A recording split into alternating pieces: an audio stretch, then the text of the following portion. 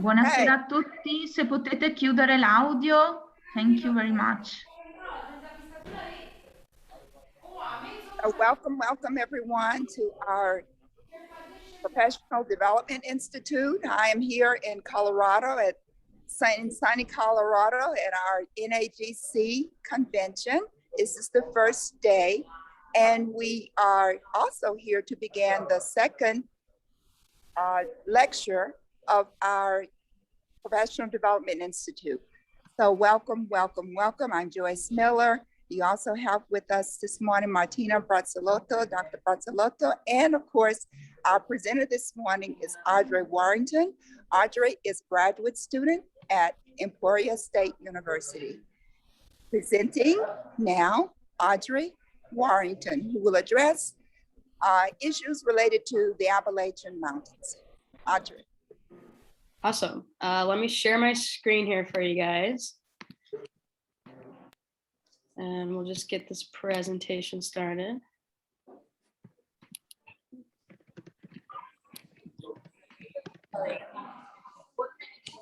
So when I got the email, I got her name.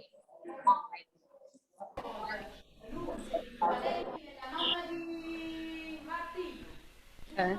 Sorry, my Wi-Fi had to load a little bit.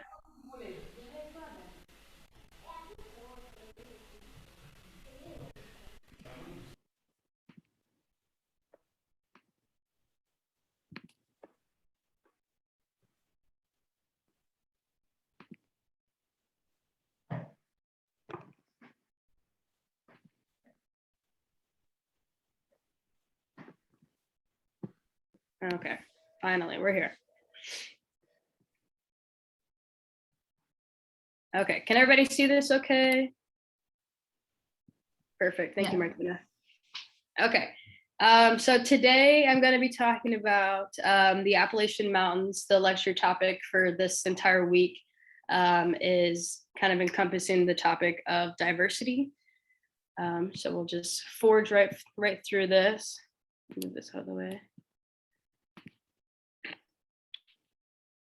So kind of what I'm going to be talking about, I'm going to introduce myself to you guys, since all you really know is that I'm a graduate assistant, talk about my Appalachian experience here in the United States, and tell you a little bit more about like what that even is, address like poverty in America, and then I want to kind of make a little bit of a discussion with you guys and see what you guys think about it towards the end. Yeah, so who am I? I go to Emporia State University. That's kind of where this project started with all of our grants. As the university we have this through. I'm a clinical psychology student here, and I am the graduate research assistant for the Great Plains Center of Gifted and Studies. So that's where we have all of our grants underneath. And just a side note is that I love coffee. That's me at my favorite coffee shop. So a little bit about my background. I grew up in South Alabama. I moved to Kansas when I was in high school. The oldest of three. My younger brother is in the Air Force, and it's actually Veterans Day here in the United States today. So it's his day, and everybody, as we celebrate them. My sister is a senior in high school, so she's 18. My mom is an educator, so that's kind of what I know. And how I'm able to communicate with Martina, Connie, and Joyce when they talk about like lesson plans and people in the classroom. She is an enrichment teacher at a middle school. So I get to hear all of her stories and kind of relate it to what they talk about and kind of know a little bit more about like what you guys are talking about. And then I'm a cat mom. So this is, his name is Eugene. He might pop in and out since I'm in my apartment. He's pretty friendly, but let's see. Then I am from Wichita, Kansas. I put the map there so you guys could know kind of where Kansas and Wichita is in the United States. So it's that dot right in the middle. We're literally in the middle of America. Wichita is known as the air capital of the world. Italians. I don't know if you know anything about Wichita, Kansas, but that's at least what Wichita tells other people that we are. But then also, along with this position and my work with a graduate assistantship, I also work as a pharmacy technician. So I've got a lot going on between school and stuff. And if you've ever worked while also going to school, you know that it is a lot going on. So that's a little bit about me at this point. I'm going to try to stop for questions. I see there's a lot in the chat. But if you have any questions, put it in the chat. Martina can translate it or whatever, but I'll try to make stopping points where you guys can ask questions. Last thing about me is what do I want to do? So through my classes this semester and this project, I found that I love like testing and assessments. So I'm in like a lot of intelligent classes where we test people's IQ and things like that. And I just love to know what people are thinking. And so end goal though, is that I really like community health, which is community health, at least in the United States, kind of gets a bad rep with everything that they do. But just to kind of encompass what community health is, it's the people that help with like injury, violence prevention, mental health, and substance abuse. So would be like small clinics in your area. A lot of the people that go to these community health centers are people that are court ordered to sometimes. So they always don't want to be there. But in my opinion, it's the community that helps the bigger picture grow and everything. So I just want to help the little tiny blocks in order to have the bigger community. I don't know, with mental health and stuff. And that's kind of what I'm going to be relating this diversity topic to, is sort of towards community health and how I've experienced that. So does anybody have any big questions about me or anything before I dive straight into what this presentation is going to be about?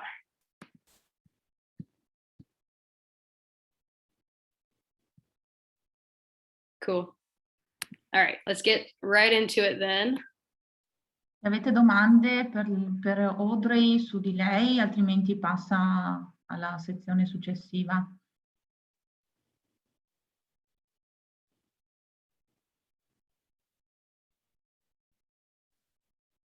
That's okay, Audrey. Okay, cool. Okay, so what I'm gonna start this topic off with is a trip that I went on last summer. It's called Mountaintop.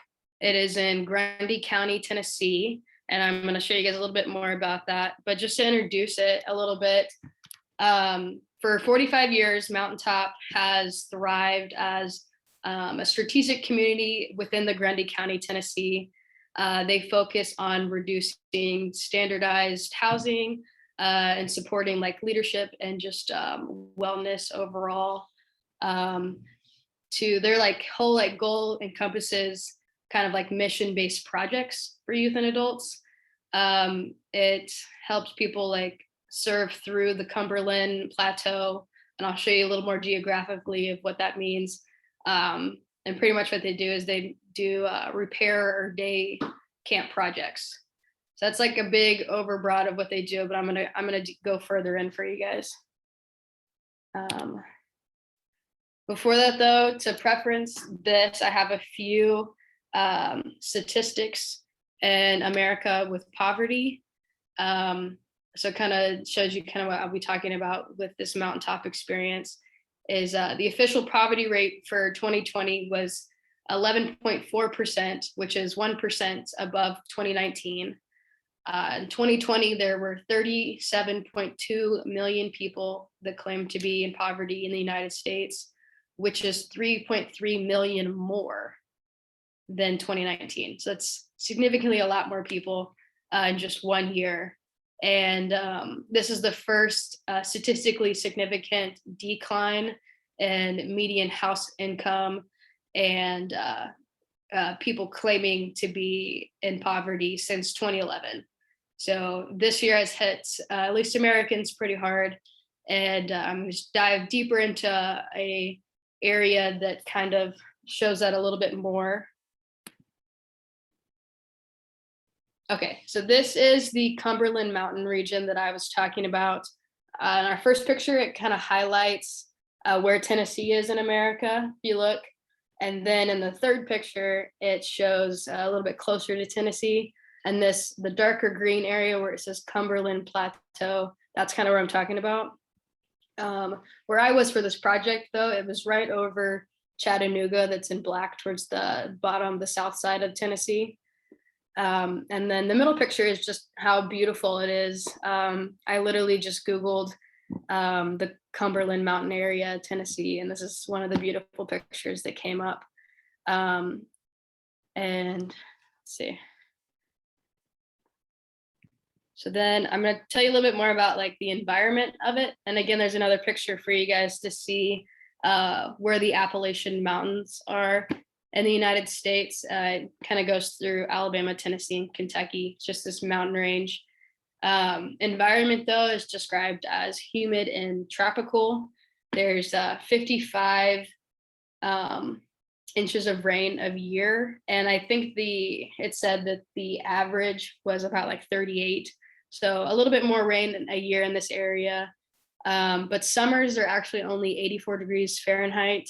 Not too bad. That's actually, I would say, almost perfect temperature for the summers. I think in Kansas a few summers ago, we had 100 days of over 100-degree weather. So it was pretty hot those days. But what makes it super humid and tropical is that the humidity level is always over 90%. And so then that's just like when the air is so thick, you can just feel it as soon as you walk out. And then winters, they're not too bad either. But they still do get 15 inches of snow and 25 degrees Fahrenheit. So pretty average temperature range, other than it being kind of chokingly hot at some points. But that's kind of the area that I'm going to be talking about environmentally and geographically for you guys to kind of get an understanding of what I'm talking about here. Okay, so their mission statement is, through Christian community and faith-based relationships, they help meet physical, spiritual, social, and emotional needs for the people they encounter. So kind of more about that is they are a ministry that tries to meet all of those goals in one. So it's not just a ministry that goes out and shares the gospel or anything like that, as they're trying to help other people while they're doing that. So physical needs, they do major and minor home repairs. This is providing like a safe environment for the children that live there, safe entrances and exits for the house, help maintain the foundation. Then like through sharing stories and listening with the people that they're helping and working with, it helps seek to rebuild kind of an emotional empowerment to get those people back into the community. And then through spiritual, whenever people do go out and work at their houses, they invite the families to do devotionals with them. And this picture that I have on here is actually one that I took for my camera roll. After one of our projects one day, we had enough time to go look out over this area. And as you can see, during the summer, it's beautiful. I haven't ever been anywhere like it since, but I live in, the middle of America. There's not many beautiful things like that here with me.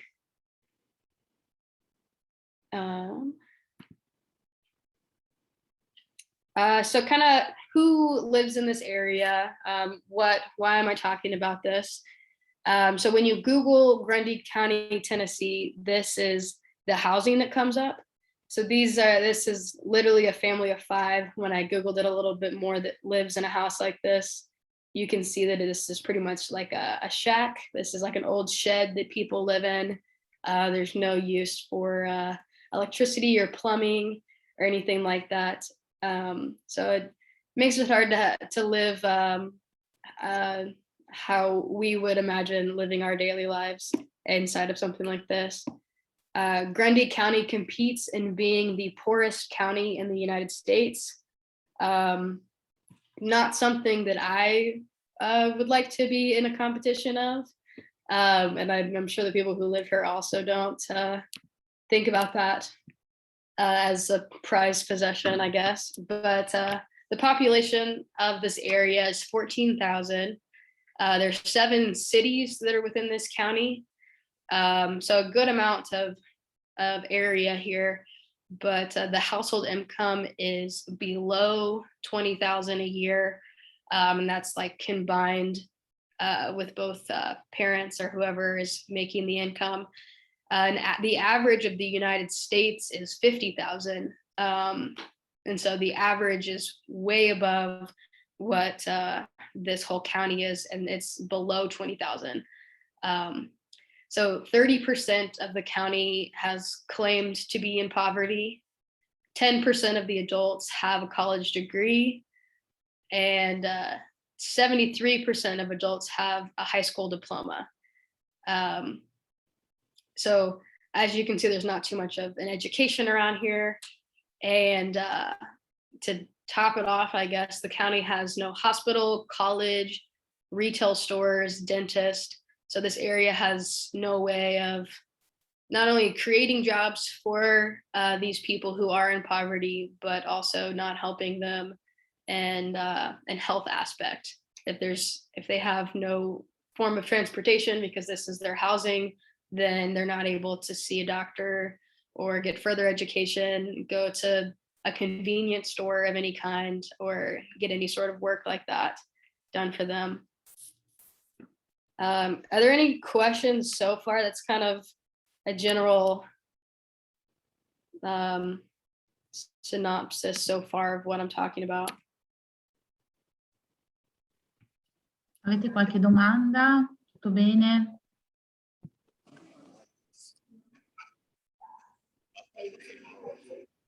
Audrey, what kind of work do the people do? Yeah, I'm going to go into that in a little bit. That's just the background of what I'm got so far. Okay.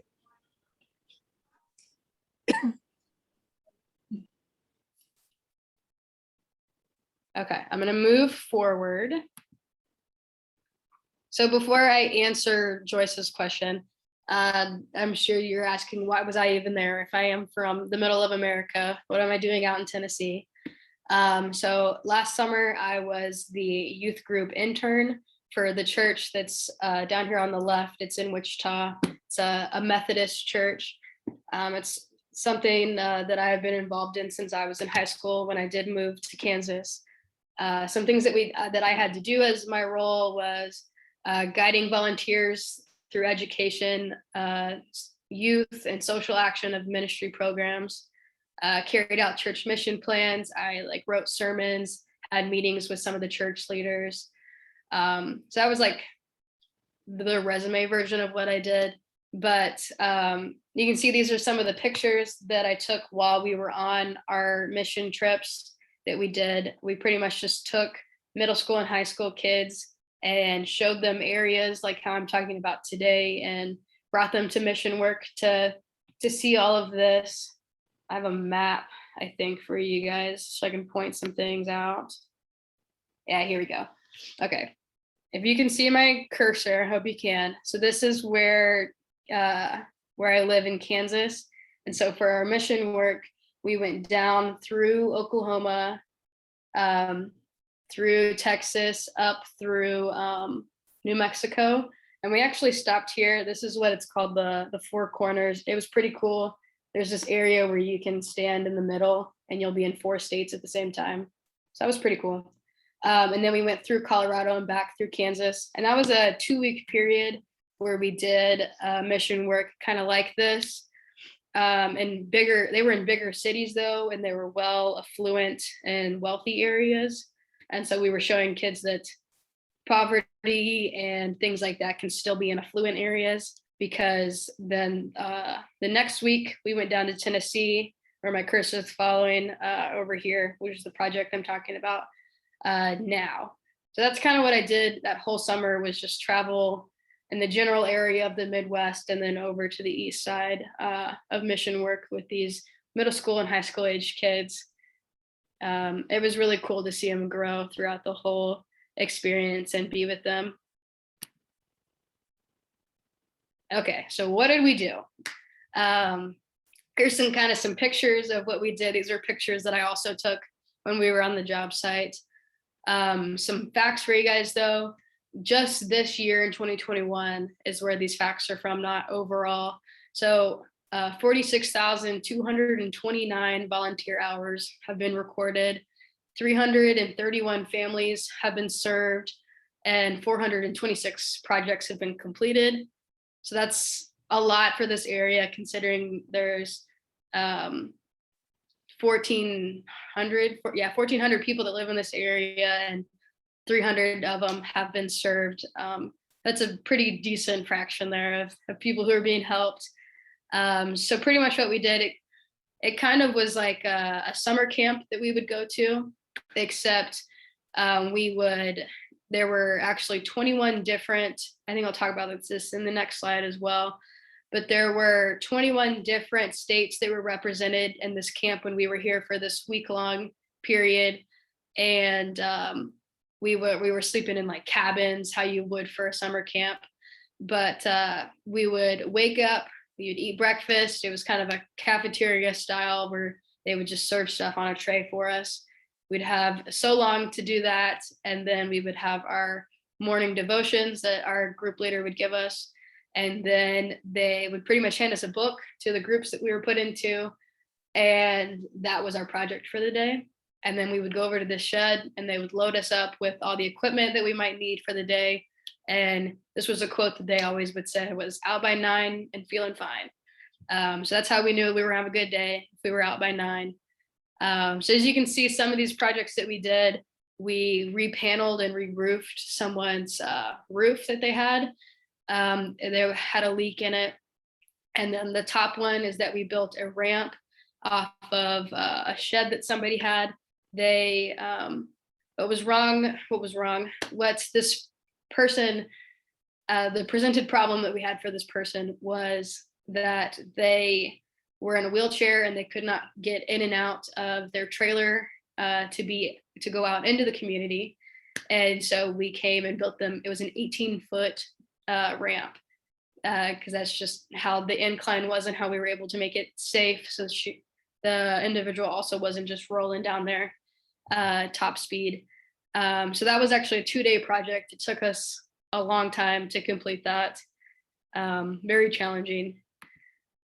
And I think here's a little bit more. Yeah, so another project was that we had to, this one was really just repainting this house, but there were some siding that we had to replace that was either molded over or it was broken. So first we replaced it and then we repainted it. I realized I didn't put any like end projects on here, but these are just the progress of what we were doing. So kind of like what I said, we were broken up into these different groups. We weren't just in groups that were with the church that we came with. So we were all 21 states were kind of represented between each group. And it was fun to communicate with some of those people because you might not think so if you've never heard so many different Americans talk to each other, but we all have different dialects and how we talk. So some people were difficult to understand. So that was kind of funny.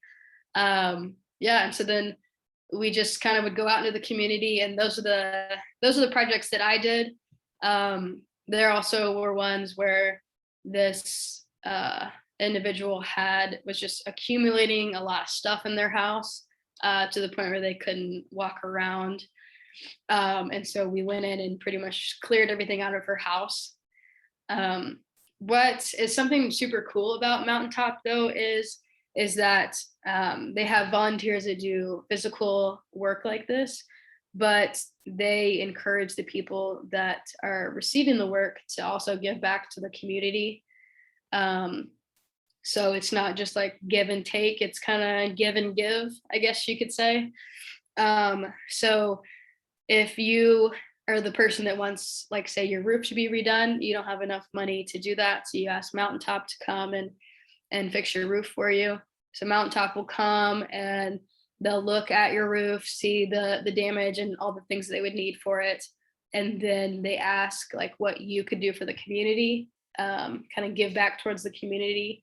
And so like an example of one of the people that we had was they just had a bunch of old tires that they just weren't using anymore, in the back of their shed or something.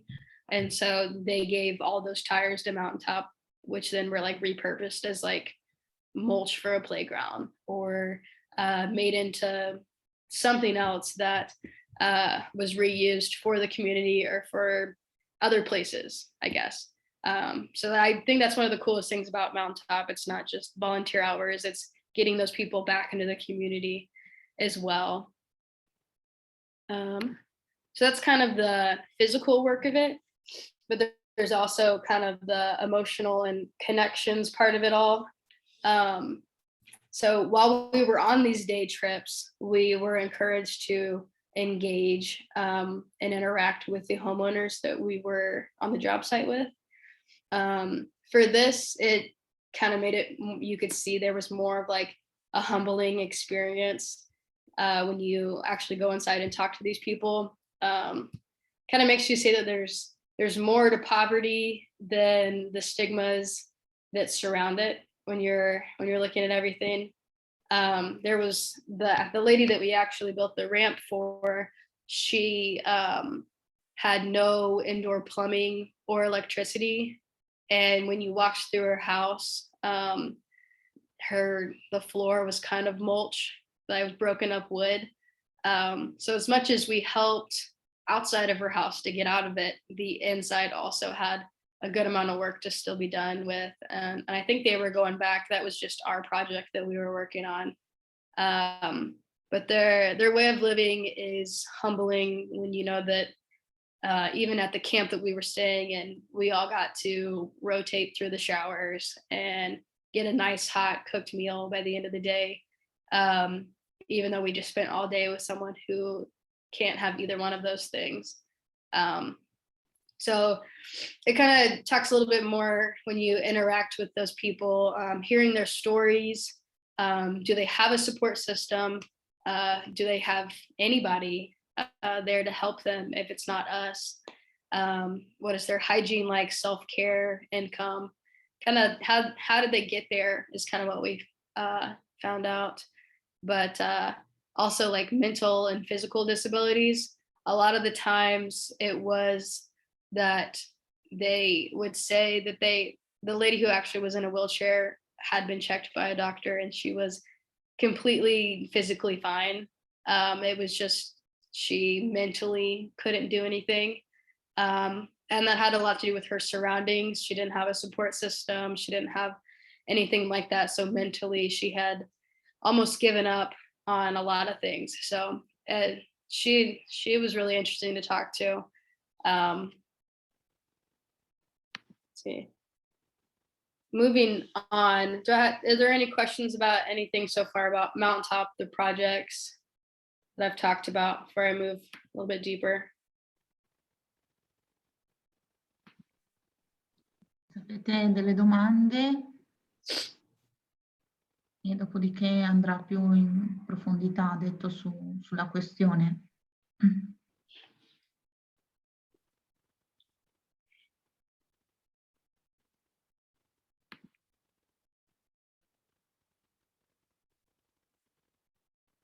Okay, I'm gonna keep going. So kind of some related mental disorders and disabilities. I want to start first before I start talking about it that this is all from like journal articles and websites from the area that I looked up. These like aren't my opinions. Until we get to the treatment part, these aren't my opinions. These are statistics that I found through academic journals. So individuals living in the most deprived areas report to have mental health problems when they have lower levels more than the affluent areas. So 23% of men and 26% of women reported levels of mental distress and psychiatric disorder when living in the deprived areas of lower income compared to the people who are in higher income. So the relationship between mental illness and poverty are complicated. This is kind of where I stand when I say like it's not, this is a journal article, not my opinion, because these things are kind of correlated, but there's no causation to it, if you know what I mean. So poverty may intensify the experience of mental illness, and poverty may increase the likelihood of onset illness. So like I said, there's correlation that shows with data. There's higher percentiles with people reporting things like this, but there's no, being in poverty does not cause you to be mentally ill, is what I'm trying to say. So 9.8 million adults reported being mentally ill in the United States, and 25% of those people were under the poverty line. So that's kind of what I talked about above, where being in poverty doesn't cause you to be mentally ill, but there is a percentile that still report that when they are below the poverty line. So causation or correlation, not causation. That's what I learned a lot in my psychology classes too. So some of those reported disorders were things like major depression disorder. This is just being in a depressed mood, loss of interest, kind of giving up on your everyday life and activities. There was also a high reporting of bipolar disorder. This is mood swings ranging from depressive lows and manic highs. And then schizophrenia, and that's hallucinations or delusions, symptoms of mood disorder, mania, depression. So those are a lot of really dark disorders that are tied to poverty, or the people that are reporting mentally ill when they are in poverty. So people struggling with these disorders often feel they're too ashamed or embarrassed to even talk about them. And I talk about them to loved ones or counselors. A lot of them don't, I talked about a little bit before, don't have a support system at all, or people to help them. A lot of people give up on them if they aren't getting better, I guess, for the stigmas that are around us. And at least in America, there's a big stigma around people who are poverty stricken. And because of that, since not a lot of people are willing to help people who are in poverty, the mental health leads to addiction. There was a statistic that said 20% of people in the United States with anxiety or mood disorder also have a substance abuse disorder. This is often caused by like self-medicating and using those alcohol and drugs to numb the psychological and physical pain. This is another statistic from a journal article that says addiction is 3 times more common among families that are below the $20,000 household income. And this area that I'm talking about, the like average, it was below 20,000. So we kind of did see the effects of drug and alcohol abuse when we were talking to some of the people and their families that we spoke to. But what is so important is the treatment that is around this. So community health is so important, so important. I wouldn't be able to stress that enough. And that's another reason why I want to go into it, is that it is so important, but it's almost like it's not taken as seriously as private practices or honestly most health fields, because mental illness or mental health and addiction is heavily stigmatized in the United States. It's kind of every man for himself sometimes, and that's not how really a community works. So won't get too far into it, but community health is so important in helping people who are poverty stricken, who have mental disorders, who have mental disabilities, who have physical disabilities, etc. So to tie all of this into our diversity lectures, this was a definition I found online when I was searching that kind of encompasses a lot that we don't always talk about. So diversity, I'll read it to you guys. Diversity is the range of human differences, including but not limited to race, ethnicity, gender identity, sexual orientation, age, social class, physical disabilities or attributes, religious, ethnic values, national origins, and then political beliefs.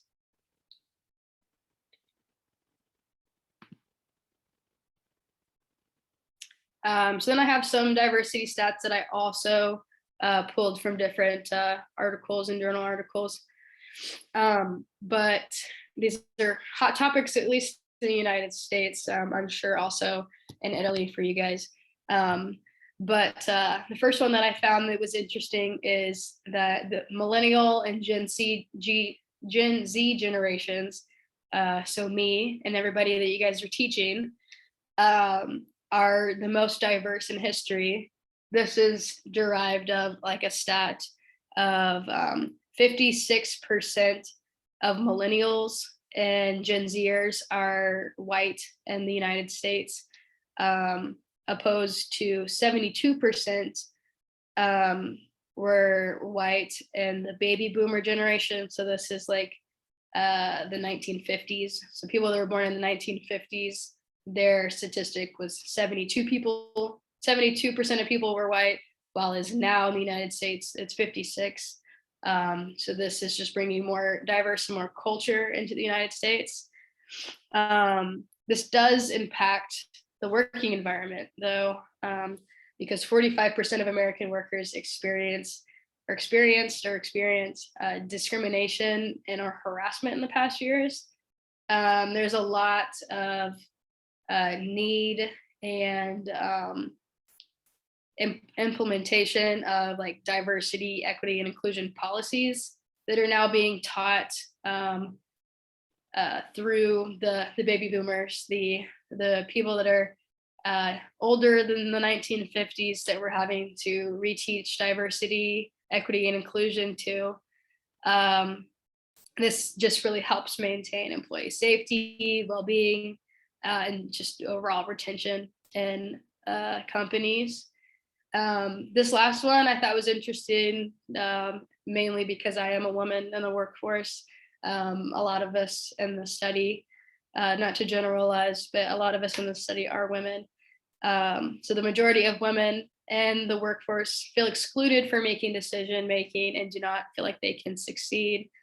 Only 40% of women feel satisfied within this decision-making process.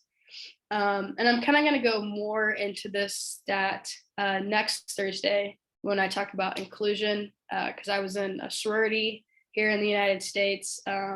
So I can preach about women and female leadership for days. But you guys will hear that speech next week. Yeah, I won't talk about it now. So that's kind of some diversity statistics and the definition to kind of put it together for us for kind of what I talked about today. But now I have a few discussion questions, and we can break out into groups, or you guys can type in what you think about here in the comments, or say them out loud, however you want. My first one, though, I'm interested for you guys is what does your government in your country do to support the individuals that are under the poverty line? How I've kind of talked about America's kind of loose in our community health, but there are things like that in government programs. But just curious about what you guys think.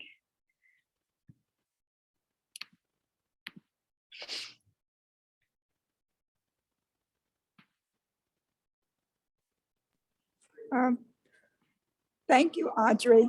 Martina, can you translate some of those questions there for the Italian educators and see what comments they have. Yeah, thank you Audrey. Grazie Audrey. Allora, sì, questo ha previsto un momento un po' di dibattito e discussione e qui ci sono 3 domande. La prima domanda è cosa prevede il nostro governo nel nostro paese per supportare gli individui che si trovano a un livello di povertà, ok? Come la seconda domanda, come noi gestiamo lo stigma nella scusate, nella classe o nel nostro luogo di lavoro, nella nostra vita, e come la diversità influisce sulla classe, quindi riferita al contesto scolastico. Ecco, se qualcuno vuole condividere delle opinioni, delle riflessioni su questo, visto che questo corso appunto non è solo sul Renzulli Learning, ma è anche, vuole anche promuovere delle riflessioni sulle tematiche della diversità, dell'equità e dell'inclusione.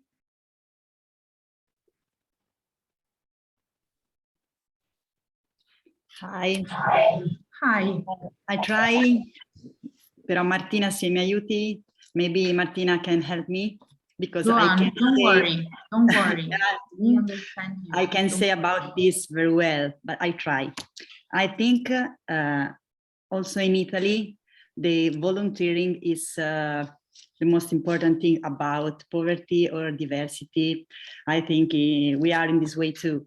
Okay, in the school, I just wondering before this meeting, I had a meeting with my team class and parents of my class about a girl, okay, that have some mental ill, okay, and how we can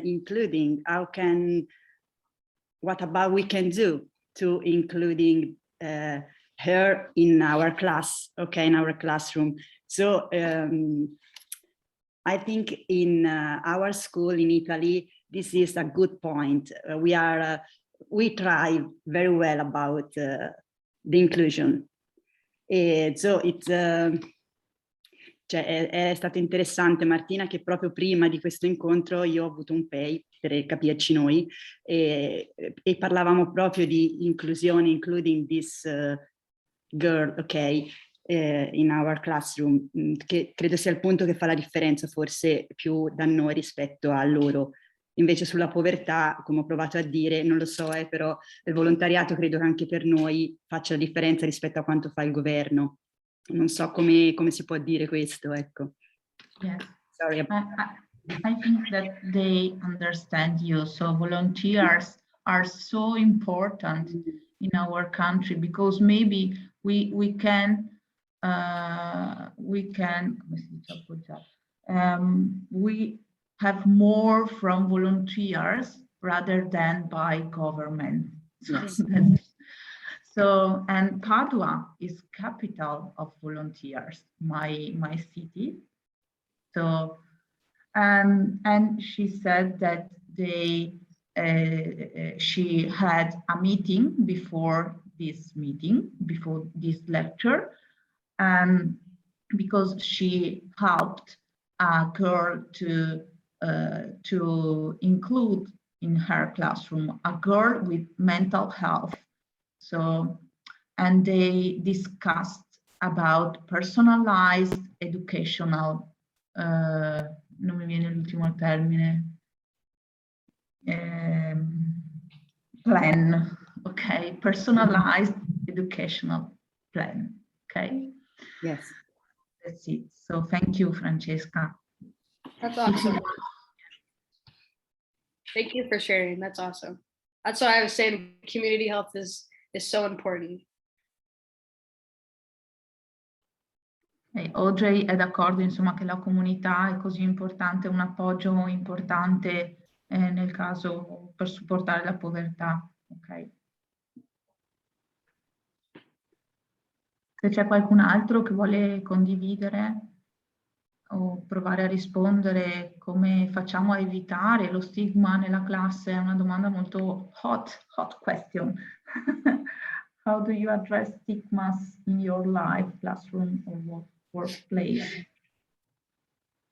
Se volete condividere qualche esperienza, opinioni, perché questo soprattutto forse non solo con i gifted, ma con tutti, insomma, lo stigma è sempre difficile da gestire. I think it's very difficult to manage stigma in the classroom. In everyday life, I'm a teacher too, so it's very difficult to manage stigma. And how do you address? I try to balance talents and difficulties of children. So each child has some talents and some difficulties. So, and I try to avoid to stigmatize children. I try, because I'm a human being and I do mistake, so I only try. I agree. Ho detto che è difficile è difficile gestire lo stigma nella classe, e quello che provo io a fare, perché anch'io sono insegnante, è quello di mettere in evidenza, insomma, bilanciare i talenti con le difficoltà. Quindi non vedere solo le difficoltà, non vedere solo i talenti. E ho detto che provo, perché anch'io sono un essere umano e quindi non è facile e si tenta, insomma.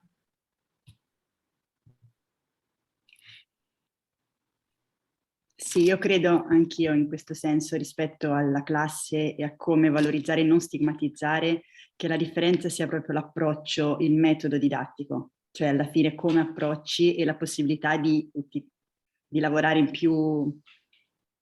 vie diverse, con metodi, arrivare al punto attraverso varie metodologie, in modo da prima raccattare uno, poi quell'altro, poi insomma a utilizzare vari metodi. Io credo che alla fine tanto anche faccia questo, l'approccio. Okay. Her secret is to differentiate, is to differentiate and to try a lot of ways to include everybody. So because we do not have one recipe, but we try different ways to include and to value everybody. We have something on the chat, Deborah. We try to make the students understand the importance and the great value of diversity. Nice. Thank you guys for sharing. We'll kind of move past the discussion now. I just wanted to hear what you guys thought about kind of what I talked about, and how you can implement this into your classroom, since this is, my brain doesn't work as a teacher in classrooms because I'm a psychologist student, but I wanted to relate it back to you guys and how you could think about that. But that's it for my lecture series today. I put on here a whole bunch of fun women looking smart and doing their thing, because next week I'm going to be talking about inclusion. I kind of mentioned it, where I'm going to highlight just female leadership in the world and in the United States, because in my college experience, I did a lot of that through my sorority and leadership positions. So this is kind of what I'll be talking about, and that is when you guys can come and see me. But other than that, thank you guys for coming. This is my email if you do have any questions. I've probably emailed all of you by now at this point, though. But yeah, if you guys have any questions, you can say them out loud, email me, or put them in the chat.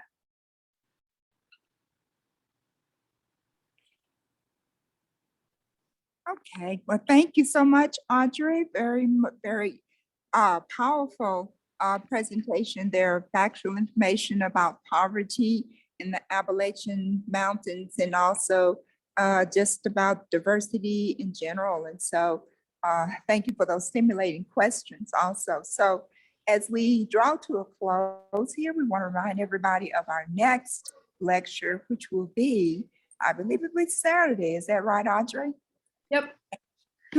And I believe that I will be addressing diversity on Saturday, 12 noon Texas time, but I believe that's 8 p.m. or 7 p.m. in Italy. Ok, la prossima lezione sarà sabato, sabato alle 19 con la professoressa Miller. Ecco, vi ringraziamo. Se volete dire qualcosa, chiedere qualcosa, questo potete farlo, questo è un buon momento. Well, thank you very much. Everybody is, we are just off to a good start here with our second lecture, addressing diversity and also addressing the Renzulli learning system, the enrichment triad model. And so Tony will be back with us a little later, and we're just kind of interweaving the enrichment triad model with diversity, equity, and inclusion. So we thank you very much for joining us, and we'll see you on Saturday. Bye-bye. Ciao. Thank you. Bye. Grazie a tutti. Thank you, Joyce. Thank you, Bye. Thank Audrey. you. Thank you. Thank you, And Martina. thank you. Audrey. Bye. Grazie a Bye-bye. tutti.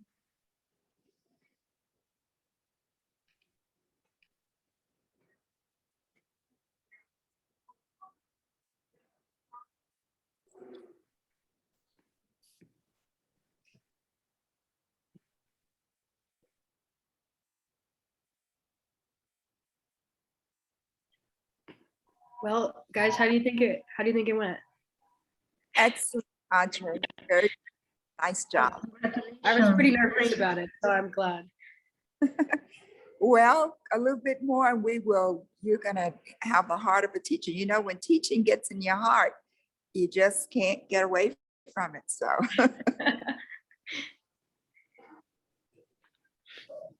Okay. Thank you All right. again, Audrey. Great lecture. Thank you. Thank you. And All right. I guess by now Connie is, she's probably maybe still in the air, or maybe she's at the airport by now, but I'm waiting for her so I can get checked into the room. And I think our first keynote address is this afternoon. Nice. Is this where you guys are doing your microaggression? Yes, the game. Fun. Yeah.